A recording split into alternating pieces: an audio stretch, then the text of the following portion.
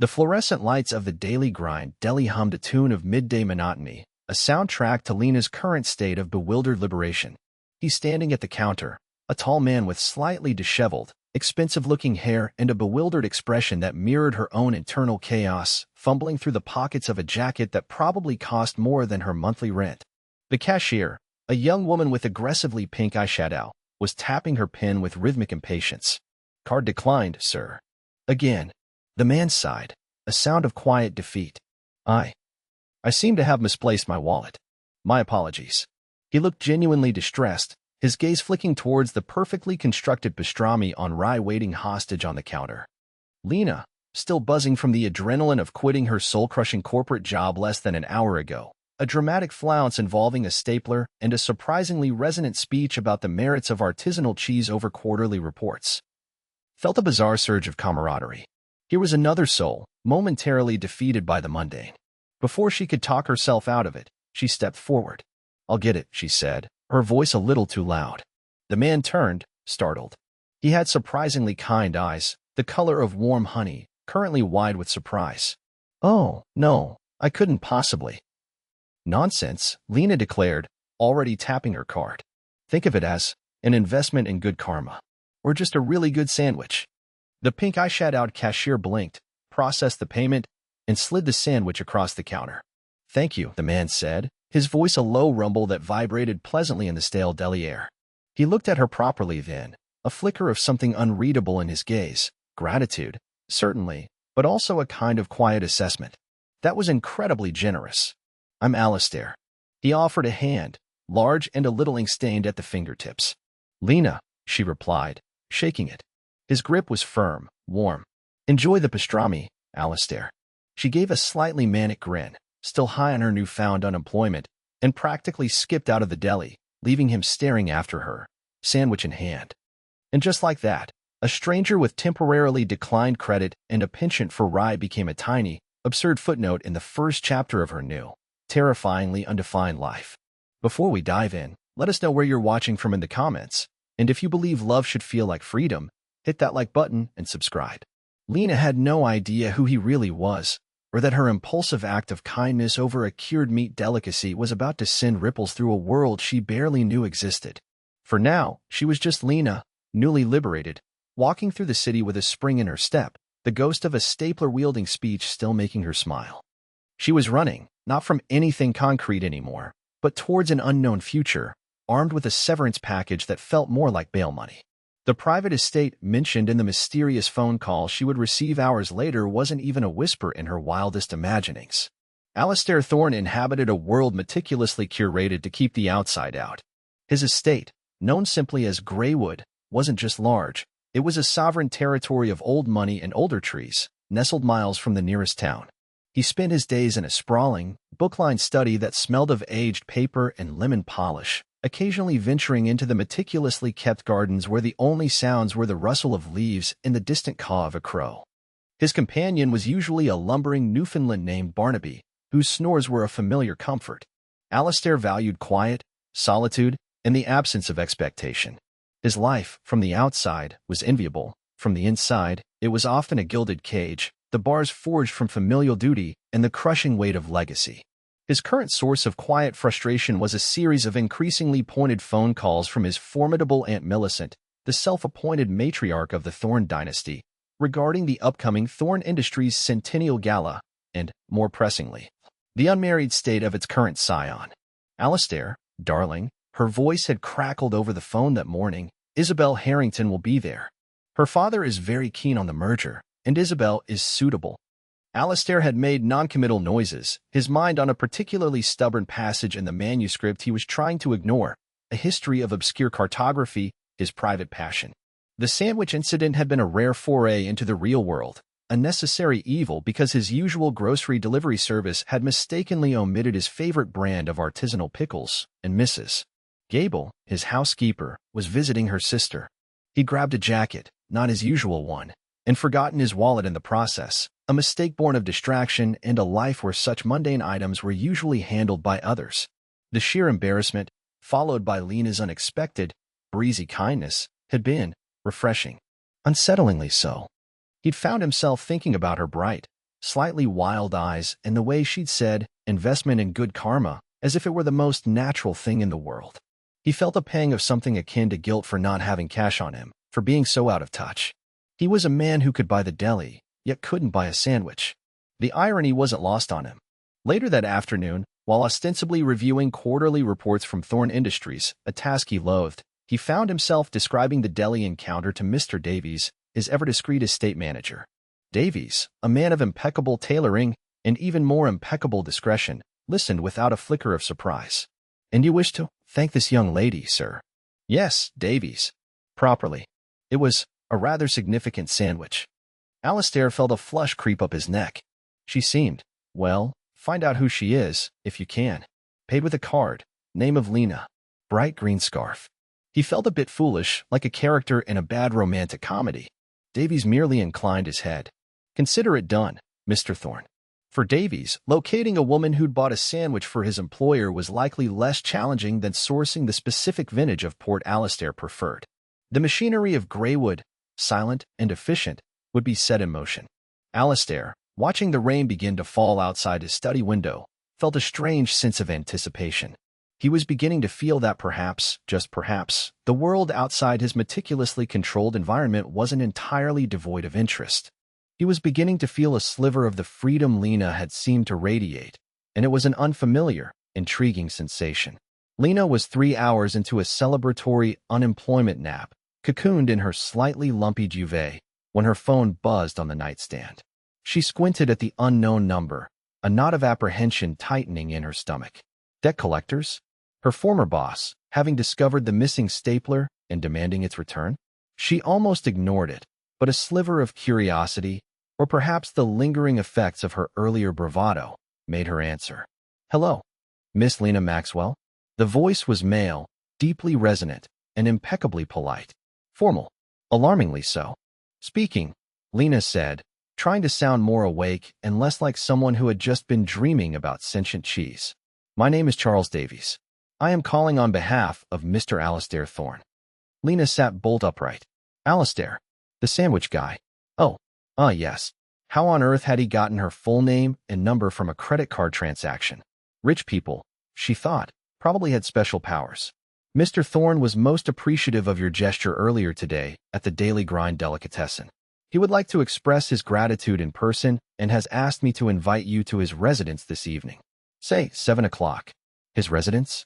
Lena pictured a slightly nicer version of her own cramped apartment. His residence. Greywood Estate, to be precise, Mr. Davies clarified, as if discussing the weather. A car will be sent for you at 6:30, if that is agreeable. Greywood Estate. It sounded like something out of a Gothic novel. A car? This was escalating far beyond the parameters of a simple sandwich repayment. Her mind raced. Was this a prank? Was Alistair Thorne secretly a crime lord who lured unsuspecting sandwich Samaritans to his lair? Or worse, a very, very eccentric billionaire? "Mr. Davies," she began, trying to sound casual, "is this about the pastrami on rye? Because, really, it was just a sandwich." A sound that might have been a repressed chuckle came down the line. "Mr. Thorne considered it a significant sandwich, Miss Maxwell. He is quite insistent. And he wished me to convey that his intentions are entirely honorable, merely to thank you and perhaps discuss a small matter of mutual interest." Mutual interest? What mutual interest could she possibly have with a man who sent emissaries to arrange sandwich-related thank yous at his estate? Panic warred with a perverse sense of adventure. She'd quit her job to escape predictability. This was, if nothing else, unpredictable. "A car, you said." "Indeed. Shall I confirm 6:30? Lena took a deep breath. "Okay," she said, a thrill of nervous excitement zinging through her. 6:30 it is. What was the worst that could happen? She'd already faced down her tyrannical boss. A potentially eccentric sandwich benefactor couldn't be much worse. Could he? As she hung up, she stared at her reflection in the darkened phone screen. Her hair was a mess. She was still in her pajamas, and she had absolutely nothing to wear to an estate. This, she thought with a grim smile, was definitely not in the 5-year plan she'd just gleefully shredded. The initial, almost giddy, freedom of unemployment was rapidly being replaced by a very specific kind of social anxiety. She thought of Alistair's kind eyes and the ink stains on his fingers. He hadn't seemed like a Bond villain, more like a slightly lost academic. She decided to err on the side of cautious optimism, in a frantic search through her wardrobe for something that didn't scream, recently unemployed and emotionally volatile.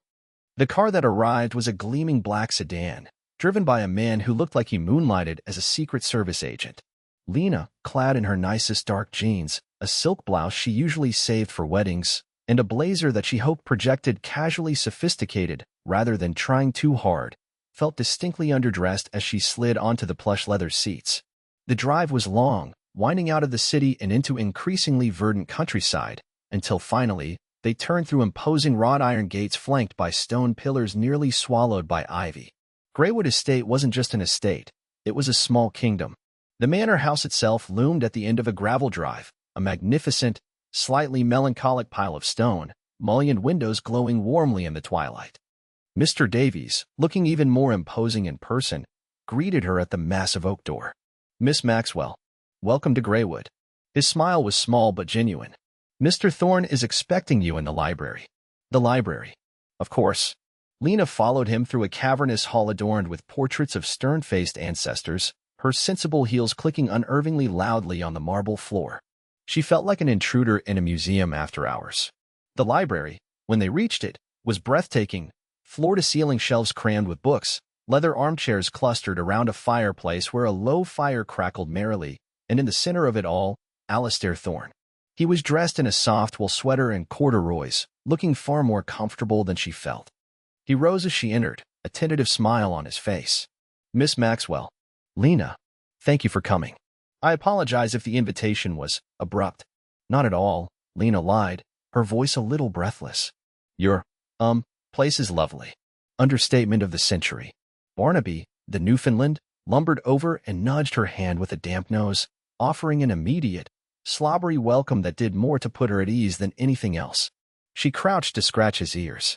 "And who is this?" "That's Barnaby," Alistair said, his smile widening. "He approves. Please, sit." He gestured to one of the armchairs. "Can I offer you something? Tea? Coffee? Something stronger?" "Tea would be wonderful, thank you," Lena managed, sinking into the surprisingly comfortable chair. This was surreal. Hours ago, she'd been buying this man a sandwich because he looked like he needed one. Now she was in his ancestral library, being offered tea by a man who probably owned the tea plantation.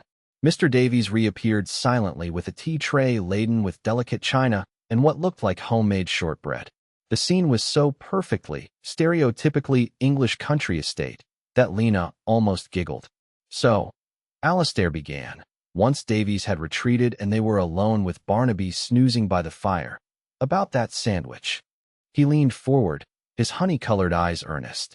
"It might seem a small thing to you, but I was having a particularly trying day. Your kindness was unexpected and genuinely appreciated." "It was nothing, really," Lena said, taking a sip of tea. "It was Earl Grey, perfectly brewed. I was having a bit of a seize-the-day moment myself." Alistair raised an eyebrow. "Oh." And so, Lena found herself telling him about the soul-crushing job, the tyrannical boss, the stapler, the sudden, exhilarating leap into the unknown. She didn't mean to, but he was a surprisingly good listener, his gaze attentive, asking occasional gentle questions. He didn't judge, didn't offer platitudes. He just listened. It felt, oddly, like talking to an old friend. "So, you're at a crossroads," he said thoughtfully when she finished, a faint smile playing on his lips. "That takes courage." "Or recklessness," Lena admitted with a wry laugh. "The jury's still out." "Perhaps a bit of both," Alistair conceded. "Which brings me, in a roundabout way, to why I asked you here beyond just thanking you for lunch." He paused, looking a little hesitant himself now. "I mentioned a trying day. Part of that is, well, I have certain obligations, commitments. One of them involves cataloging and archiving a rather extensive collection of historical documents and maps that belonged to my grandfather. It's a passion project of his, and now, mine. But it's a mammoth task, and I find myself needing assistance." Lena blinked. "Assistance?" "Yes." He looked directly at her. "You mentioned a background in research before your corporate detour." She briefly mentioned her master's in history, a degree she'd thought utterly useless until this precise moment. "And you clearly have an appreciation for, well, for things that matter beyond quarterly reports." A ghost of a smile. "It's a temporary project, perhaps 3 or 4 months. The pay would be more than fair, and you could even stay here at Greywood if you wished. There are plenty of rooms, and Mrs. Gable makes excellent scones. Lena stared at him, speechless. A job. Here. Cataloging old maps in a Gothic mansion with a kind-eyed, slightly eccentric millionaire and his giant dog. It was absurd. It was ridiculous. It was perfect. I don't know what to say, she stammered. See, you'll think about it, Alistair said gently. No pressure. But I had a feeling, perhaps it was the way you defended that pastrami, that you might be just the person for the task. Someone with a keen eye and a spirit of adventure. A small, internal conflict began to brew. On one hand, this was a lifeline, an incredible, bizarre opportunity dropped into her lap. On the other, it was a gilded cage of a different sort, perhaps. Could she really work for this man, live in this opulent bubble, without losing herself? The thought of her tiny, messy apartment, now symbolizing freedom rather than confinement, tugged at her. But then she looked at the towering shelves of books, smelled the comforting scent of old paper and wood smoke, and saw the genuine hope in Alistair's eyes. The scones, she said slowly, a smile playing on her lips. Are they jam first, or cream? Alistair grinned, a genuine, unguarded expression that transformed his face, making him look younger, almost boyish. A contentious point in this household, Miss Maxwell. You'll have to conduct your own research. Lena spent the next few days in a state of suspended disbelief. She accepted Alistair's offer, half expecting to wake up and find it was all an elaborate dream. But Monday morning found her not in a sterile office cubicle, but in a sun-drenched wing of Greywood, surrounded by stacks of parchment, leather-bound atlases, and rolled-up maps that smelled of dust and distant lands. Alistair worked alongside her, his initial formality giving way to an easy camaraderie. He was patient, incredibly knowledgeable, and possessed a dry wit that often caught her off guard. They fell into a rhythm. Mornings were spent deciphering faded script, tracing ancient coastlines, and occasionally exclaiming over a particularly beautiful illustration or a surprising historical footnote. Lena discovered Alistair's handwriting was an elegant scrawl, and that he had a habit of humming slightly off-key when engrossed. He learned that she made surprisingly good coffee, a skill honed during her corporate indentured servitude, and that she had an infectious laugh. Lunches were often informal affairs in the vast, echoing kitchen with Mrs. Gable, a woman whose stern exterior hid a surprisingly soft heart and an encyclopedic knowledge of local gossip. Evenings sometimes found them lingering in the library after dinner, discussing their discoveries, or simply reading in comfortable silence, Barnaby snoring contentedly at their feet. Lena found herself relaxing in a way she hadn't in years. The initial intimidation of Greywood faded, replaced by a sense of belonging. She explored the sprawling grounds, discovering hidden rose gardens, a neglected orchard, and a tranquil lake. She even started helping Mrs. Gable in the vegetable patch, finding a surprising satisfaction in a little honest dirt under her fingernails. Alistair, she noticed, seemed lighter too. The furrows of worry on his brow were less pronounced. He smiled more easily. He still received calls from Aunt Millicent, his expression tightening momentarily, but he seemed to shrug them off more readily. One afternoon, while carefully unrolling a fragile map of the New World, circa 1650, Lena noticed a small, almost invisible inscription in the corner. A-T-T-M, my North Star. Alistair, she said softly, look at this. He leaned over, his arm brushing hers, sending a small, unexpected shiver through her. What is it? He peered at the inscription. Ah, that would be my great-great-grandfather, Alistair the First, to his wife, Eleanor. She was an astronomer. A bit of a scandal in her day, apparently. It's beautiful, Lena murmured, tracing the faded letters with her fingertip. A love story hidden in a map. Alistair was quiet for a moment, his gaze on the inscription, then on her. Some of the best stories are, he said, his voice a little husky. The air in the room suddenly felt charged, intimate. Lena's heart gave a little flutter. She looked up, met his eyes, and saw an echo of the same startled awareness she felt. It was a fleeting moment, broken by Barnaby nudging Alistair's hand for attention, but it lingered. The small discoveries continued.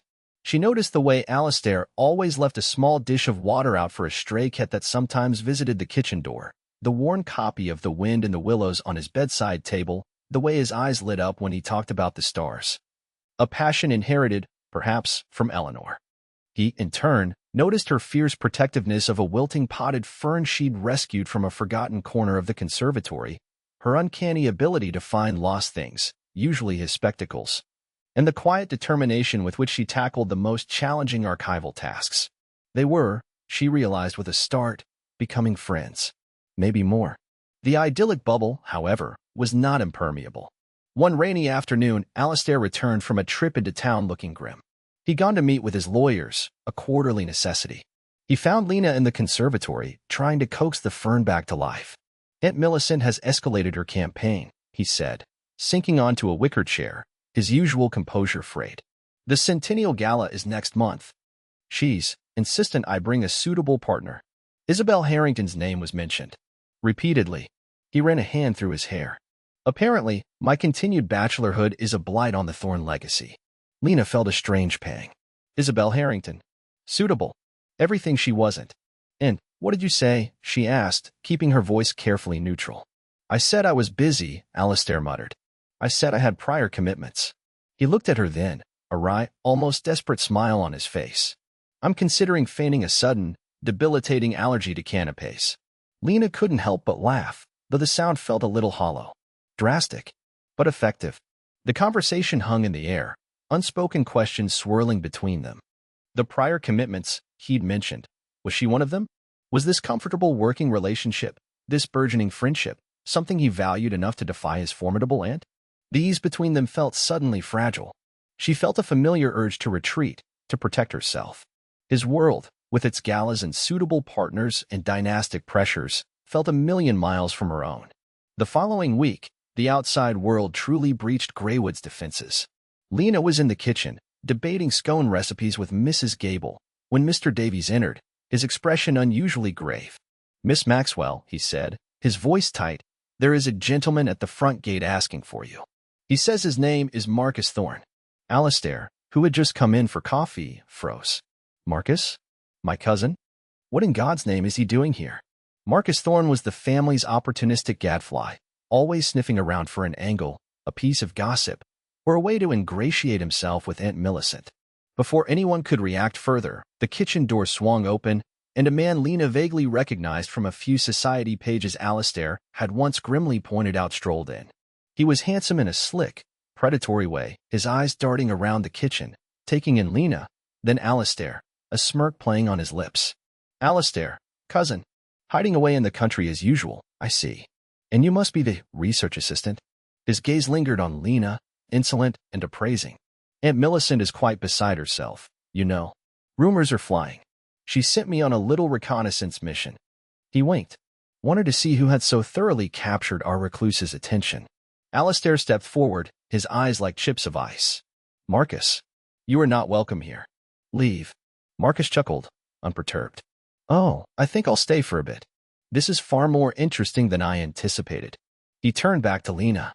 So, tell me, Miss Maxwell, what kind of research are you really doing for dear Alistair? The implication was clear and ugly. Lena felt a flush of anger and humiliation. This was it. The moment her presence here became a problem, a scandal. She saw the fury in Alistair's face, but also a flicker of something else, weariness, perhaps even despair. The weight of his world, his family, was crashing down on them. I think, Lena said, her voice trembling slightly but firm, that it's time for me to go. She looked at Alistair, her heart aching. Thank you for everything. It's been an education. Lena, no, Alistair said, his voice ragged. Don't let him. But Marcus just smiled, a victor's smirk. Excellent idea, my dear. Some things are best left to family. The truth, or rather Marcus's twisted version of it, hung heavy in the air. Lena felt the carefully constructed piece of Greywood shatter.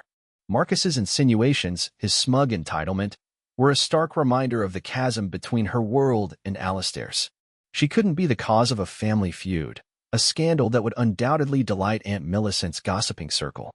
The pressure was immense, not from Alistair, but from the sheer, suffocating weight of his lineage and the expectations that came with it. Lena, please, Alistair said, his eyes pleading. He looked trapped, torn between his loyalty to her and the ancient, invisible chains of his family. Don't listen to him. This is my home. You are my guest, my colleague. The hesitation before colleague hung in the air. But Marcus just leaned against the doorframe, oozing satisfaction. Colleague? Is that what we're calling it these days, cousin? Aunt Millicent will be thrilled to hear about your newfound dedication to cartography. His tone was laced with a sneer that made Lena's stomach clench. She couldn't do this. She couldn't be the ammunition in their familial warfare. The joy she'd found at Greywood, the quiet connection with Alistair, felt suddenly tainted, impossible. "I need to pack," she said, her voice barely a whisper, unable to meet Alistair's gaze. The thought of returning to her tiny apartment, to the uncertainty of her future, was terrifying, but staying felt even more so. It was a tactical retreat, a painful necessity.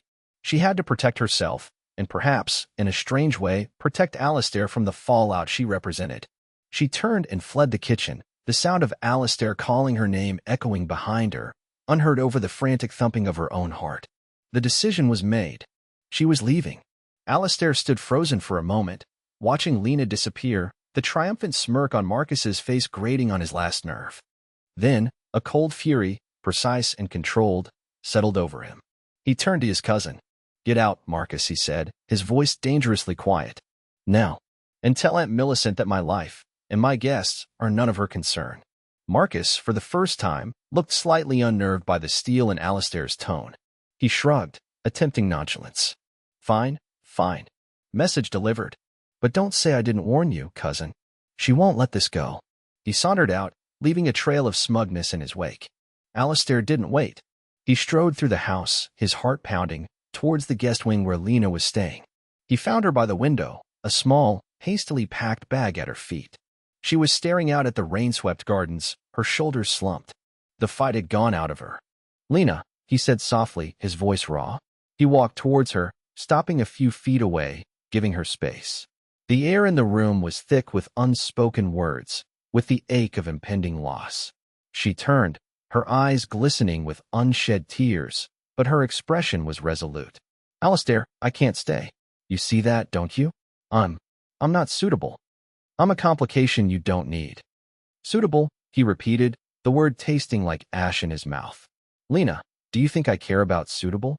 After years of living in this mausoleum, surrounded by expectations and obligations, you brought life back into it. Into me." He took a step closer. "That map we found, my North Star?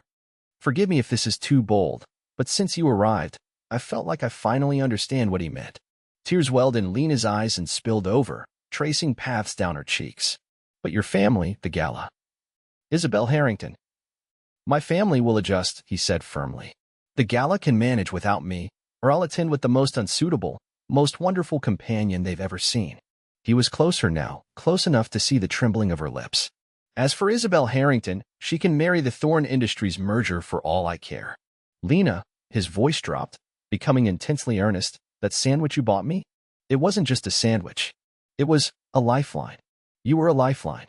He reached out, his hand hesitant, and gently brushed a tear from her cheek with his thumb. His touch was electric, a spark in the dim, rainy room. "I know this is fast. I know my world is complicated. But what I feel, what I think we're building here, is real. It's more real than anything I've known." He searched her face. "Don't let them chase you away. Don't let fear chase you away. Please. Stay." Lena looked at him, at the vulnerability in his eyes, the sincerity in his voice. All the fight, all the fear that had propelled her to pack her bag, seemed to drain away, replaced by a fragile, burgeoning hope. He wasn't offering her a fantasy, but a choice. A choice to face the complications together. "Your aunt sounds terrifying," she whispered, a watery smile finally breaking through. Alistair chuckled, a sound of pure relief. "She is. But," he took her hands, his grip warm and steady, "we'll face her together. If you're willing." Lena's heart swelled. This wasn't about mansions or money. It was about him. About the quiet man with kind eyes and ink-stained fingers who saw her, truly saw her, and wasn't afraid. "Okay," she breathed, her fingers lacing with his. "Okay, Alistair. I'll stay." He pulled her gently into his arms, and she rested her head against his chest, listening to the steady beat of his heart. The storm might still be raging outside Greywood's walls, both literally and figuratively, but in this moment, wrapped in his embrace, Lena felt a profound sense of peace. She wasn't running anymore. She was home. In the quiet aftermath, the rain had softened to a gentle patter against the window panes. Alistair kept one arm around Lena, his other hand still holding hers, as if afraid she might yet disappear. The hastily packed bag sat forgotten by the door. "So," he murmured into her hair, "about those scones. I'm firmly in the jam first camp. It's a matter of structural integrity. Lena laughed, a genuine, happy sound that echoed slightly in the room. You would be. You, the historian of obscure cartography, concerned with scone architecture. She tilted her head back to look at him, her eyes shining. I might need to conduct extensive, field-based research on that topic. A slow smile spread across Alistair's face. I can arrange that. Consider it your new, most vital project. He leaned down and kissed her, softly at first, then with a deepening tenderness that spoke of relief, of hope, of a future that suddenly felt bright and full of promise. The world outside, with its Aunt Millicents and Marcus Thorns, could wait. For now, there was just this, the quiet comfort of Greywood, the scent of rain and old books, and the extraordinary, unexpected gift of a love that had begun with a simple act of kindness over a sandwich. It still felt a little absurd, a little like a dream, but it was their absurd, wonderful dream, and they were choosing it, together. Thanks for watching. If you believe in second chances and real love, give this story a like and subscribe for more.